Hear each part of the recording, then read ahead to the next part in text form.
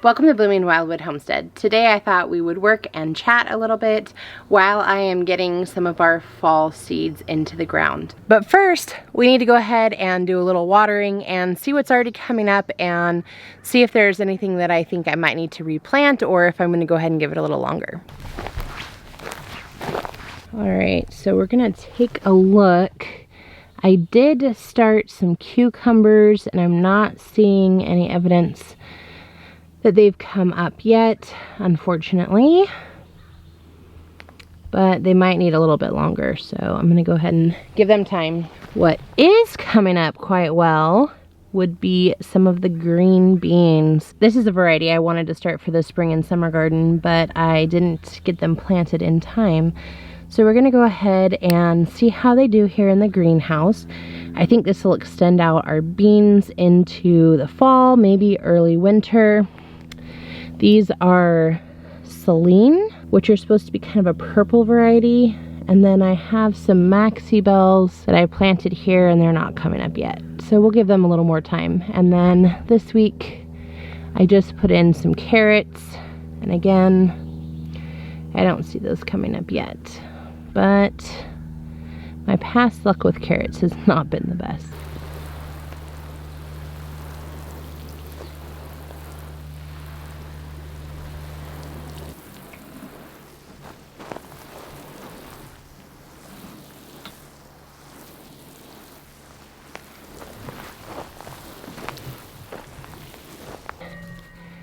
It's the resident farm cat. Here she is. Yeah, always here to supervise and help. You already saw a few things that I started over in the greenhouse. Those were some items that I'm experimenting with, seeing if I can get enough heat in the greenhouse to kind of extend that out a little bit longer.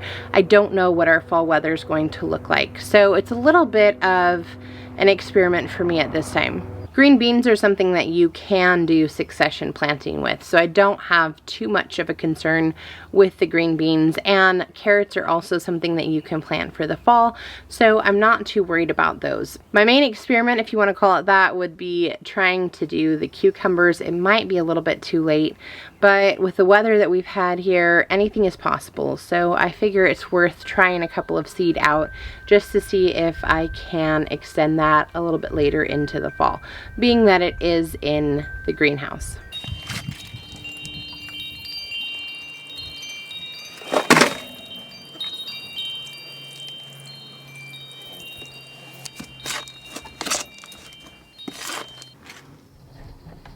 Today we are going to do a combination of soil blocks as well as using some of the foam trays, and I will explain a little bit more of why I'm choosing each method. You might opt to go ahead and plant your seeds out into your actual garden, and that might be perfectly fine for your area.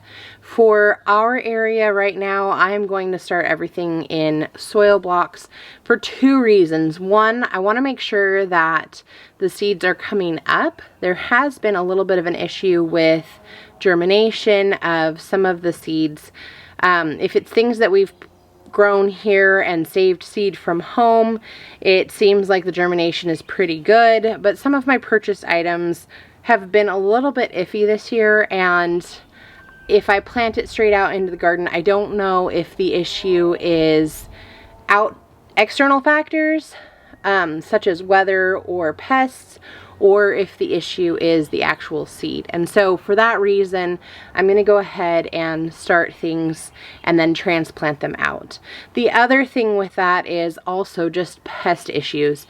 Because of the fact that we have been super wet and it has been cool here, we are running into tons of slug activity. And if you try and start things in the garden right now, it's just the slugs will eat everything up. And so I want to make sure that the plants have a good start before putting them out there to potentially get ravaged by slugs. And hopefully, cross our fingers, it will dry out just a little bit so that when it's time to transplant things, the slug population won't be quite as prolific as it is right at the moment.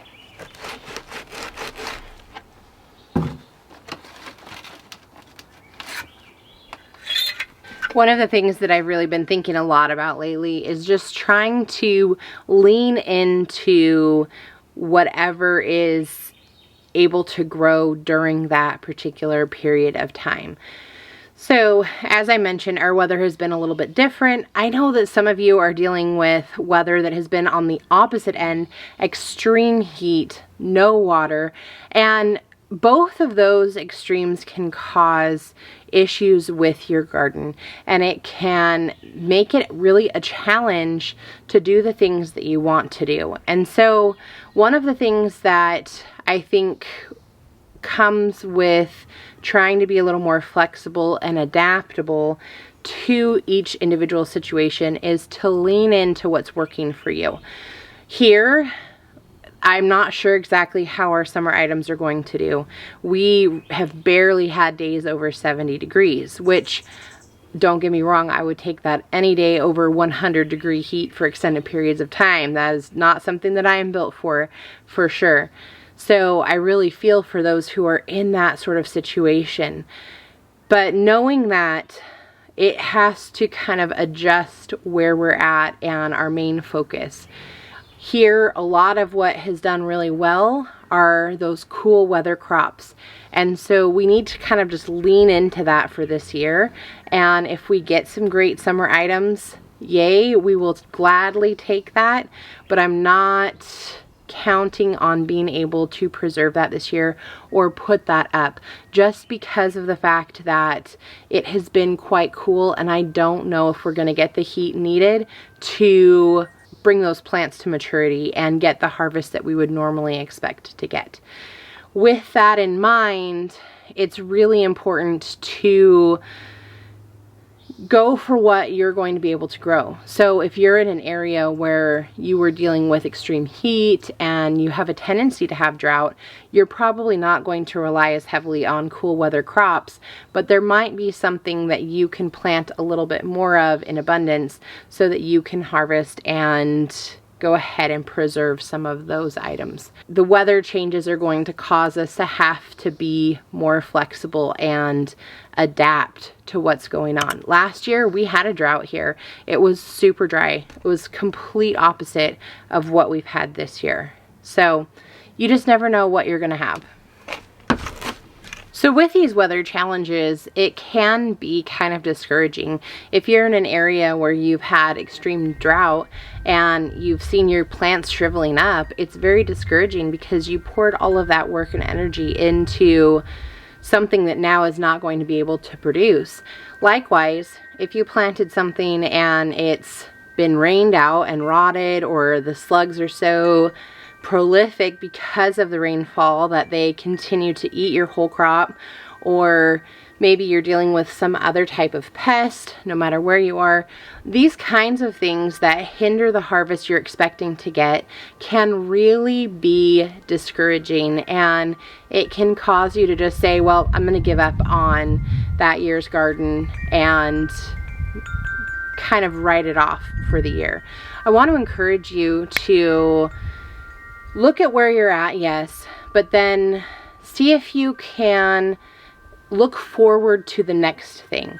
So, all right, maybe the summer garden isn't going the way that you want it to. Maybe there are a lot of issues due to weather or pests, but what can you look forward to next? Is that your fall garden? Do you have opportunity for a winter garden? Is that something that's not even an option for you depending on where you live?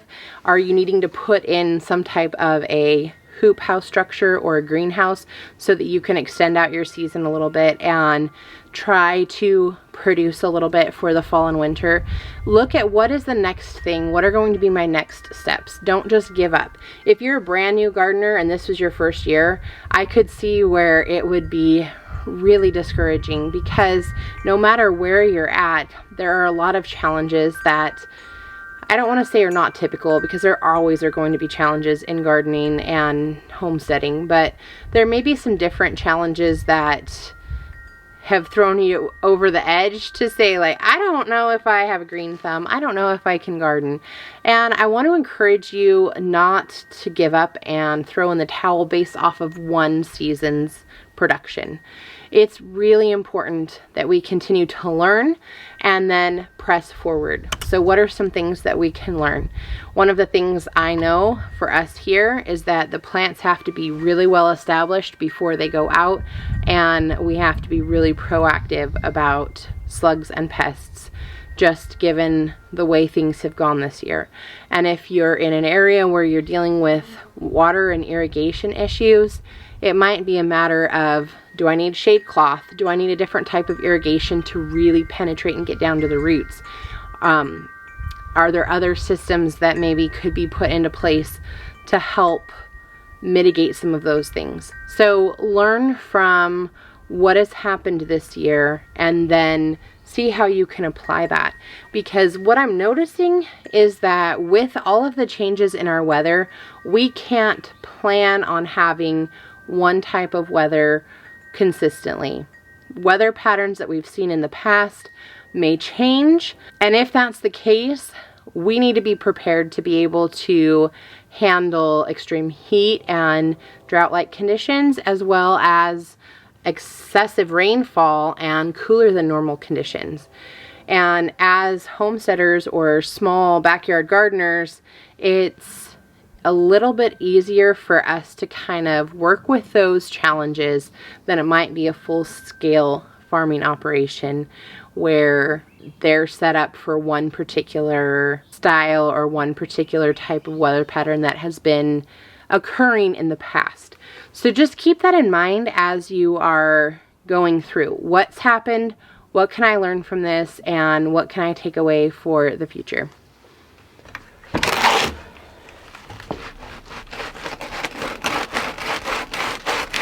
We have our first set of trays complete.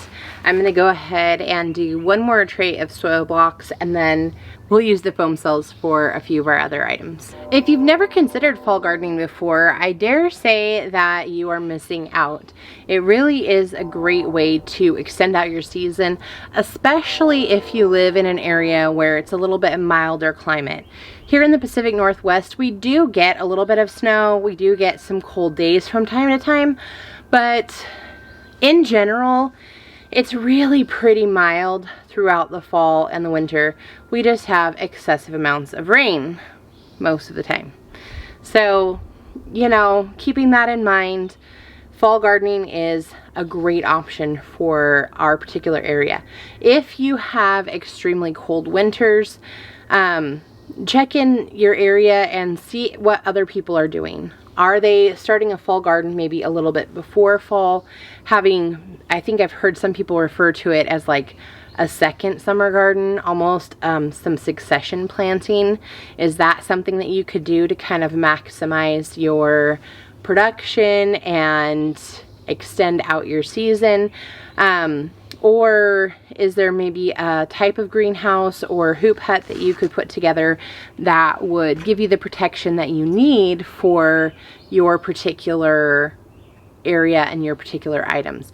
So check into your area and see, but I would say this is one of the most underutilized, and I could be wrong on this, but in my opinion, this is one of the most underutilized ways to continuously have fresh food. I'm not going to use my fall garden for canning purposes, more than likely, but it will give me opportunity to have that extended fresh eating longer into the season. Let me know in the comments below, have you done some fall gardening? Are there some particular items that you really enjoy having in your garden during this time of the year? Let's see if we can all gather some new ideas and give something new a try. So this is the foam tray that I like to use. I think these are 2-inch cells, and that's what I'm going to be using today for the beets and turnips. Now, that might be something a little different than you've heard before, but I'm pretty sure I had learned this from Charles Dowding. Putting your beets and starting them in the tray, you just have to be really careful that you plant them out before they start to really develop underneath. So Transplanting root crops is a little bit tricky. Just with the timing, you can't wait too long, but it has been highly effective in getting that germination, getting them started, and then putting them out. I had planted some beets out from seed, and they got demolished by the slugs because they just hadn't established enough and it was too wet. I had some seed rot. It was a thing. So I'm definitely going back to starting them in the tray first and then transplanting.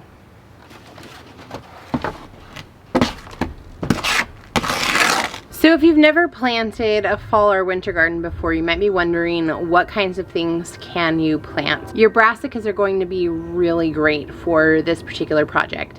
And you can look in different seed catalogs. That will help you to determine if it's going to be something suitable for fall or winter or not. There are things that can be planted in the fall and winter that are also planted in the spring, but the difference might be their hardiness and how well they can tolerate colder temperatures. So you do have to watch what variety you're going to put out.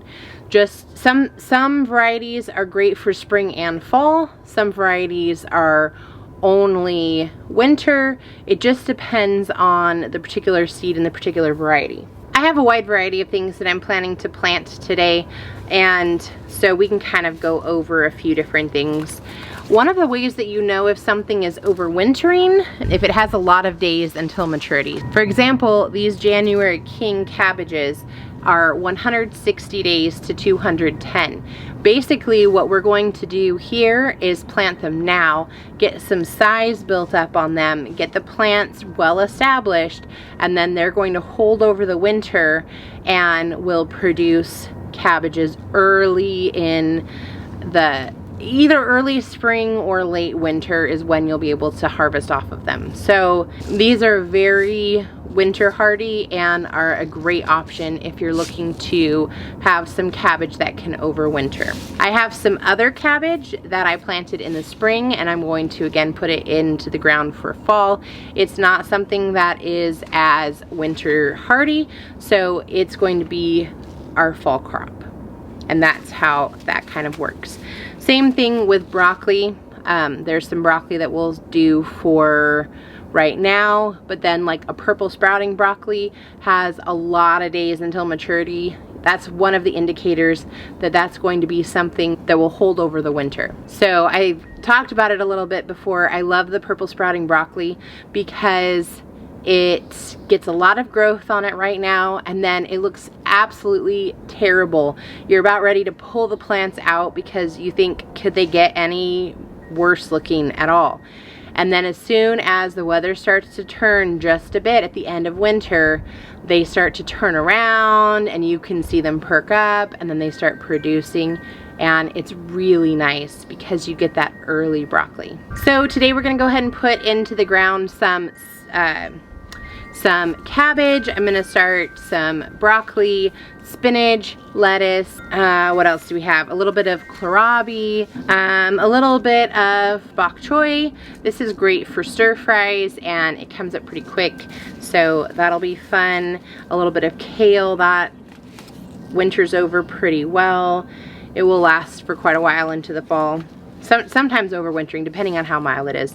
And then I'm going to do a little bit of turnip and a couple of different kinds of beets. So if you are not a beet fan, I would recommend trying golden beets if you haven't already. I'm not particularly big on the red beets, but I really love the golden beets. And so maybe check into that if you have not done that before. Beets are very nutritious for you, and so that can be kind of a nice option for something a little different. I'm also doing some avalanche beets. These are pretty mild, and you can even just cut them up and put them into salads as well. So just another great option, something a little bit different. So I'm gonna go ahead and get these seeds going, and then we'll go from there.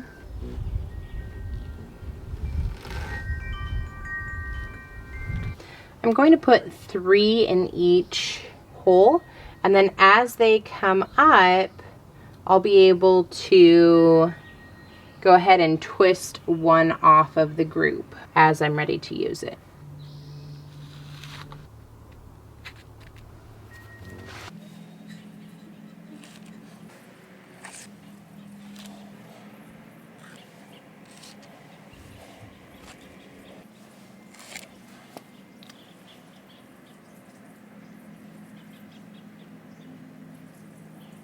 Thank you so much for hanging out with me today and tagging along as I got these fall seeds into the ground. I really encourage you, if you have not already given this a try, check into your area, look at your grow zone, look at your weather patterns, which we know can sometimes be crazy, but sometimes we just have to give it a go, and see if there might be a way you can extend out your growing season, either by doing some succession planting or by starting some seeds for fall. If today's video was helpful, don't forget to click like.